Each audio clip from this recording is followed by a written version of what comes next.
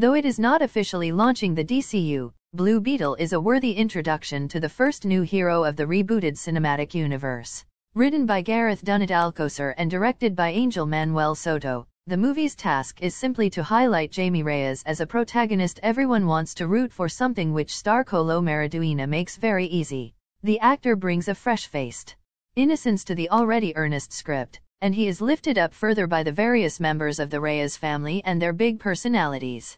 But while Blue Beetle's story has universal appeal regardless, the strength of DC's newest entry lies in Jaime Reyes' ties to his loving Mexican family. Though Blue Beetle is based on DC Comics, no knowledge of specific issues or even previous movies is required to step into the story. In fact, the only acknowledgement of the larger cinematic universe is the Superman and Batman name drops that already appeared in trailers. This very much works in the movie's favor, allowing audiences to focus on Jaime himself and the facts of life in Palmera City. From the moment he steps off the plane to return home after college graduation to the sounds of Calle 13's Atravette, it's clear the movie knows exactly who he is and the culture he comes from.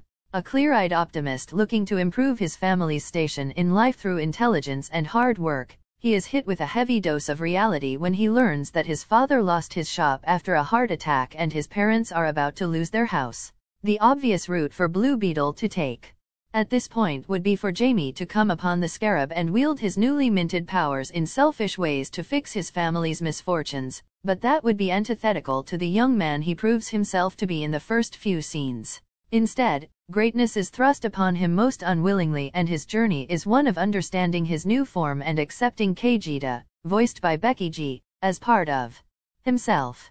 Helping him along that path are his parents Rocio and Alberto, El Padilla Carrillo and Damian Alcazar, his nana, Adriana Barraza, who is herself an icon of Mexican cinema, Uncle Rudy, the always hysterical George Lopez, and his smart Alex sister Milagros, Belisa Escobedo. This close-knit family unit is the beating heart of Blue Beetle, and every moment they are all on screen together feels like a warm hug.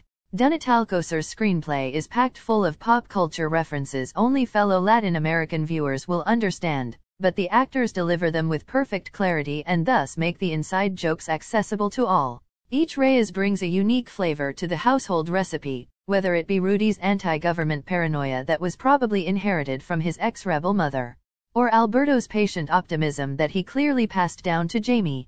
There is a comfortable energy surrounding these domestic scenes, and they make up an arc that stands apart from the heroics and in some cases surpasses them. Blue Beetle doesn't lose its sense of fun when it dives into the titular superhero's bag of tricks, and Maridueña's performance is as perfectly suited to the sci-fi action scenes as it is to the more tender or comedic ones. Nevertheless, the movie does suffer from uneven visual effects which render the Scarab's powers less impressive and make Cord Industries seem less imposing. The latter is the biggest obstacle keeping Blue Beetle from soaring high because they take up too much real estate as a villainous entity to be ineffectual. Susan Sarandon is clearly having a great time as evil matriarch and CEO Victoria Cord, but her warmongering plan never feels like it amounts to a real threat, nor are her sidekicks Ignacio Carapax, Raul Max Trujillo, and the so-called Dr. Sanchez, Harvey Guillen, given the focus they need to shine.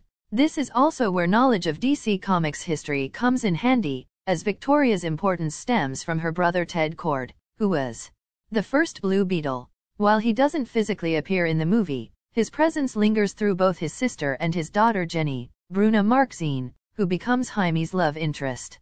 The ideological divide between aunt and niece when it comes to control of Cork Industries could make for an interesting political thriller of its own, but Blue Beetle is not particularly adept at diving into that area.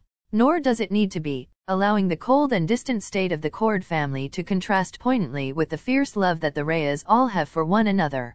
Soto plays into the fact that the majority of the cast is Mexican or indigenous Latin American, or Brazilian, in Marquezine's case, through more than music choices and telenovela shoutouts, but there was still a larger story about cultural clashes and class disparity left off the table.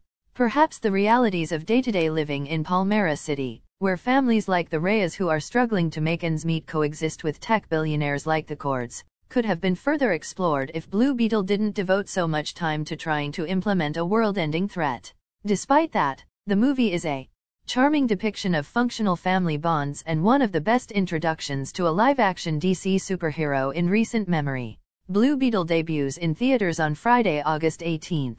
The film is 127 minutes long and rated PG-13 for sequences of action and violence, language, and some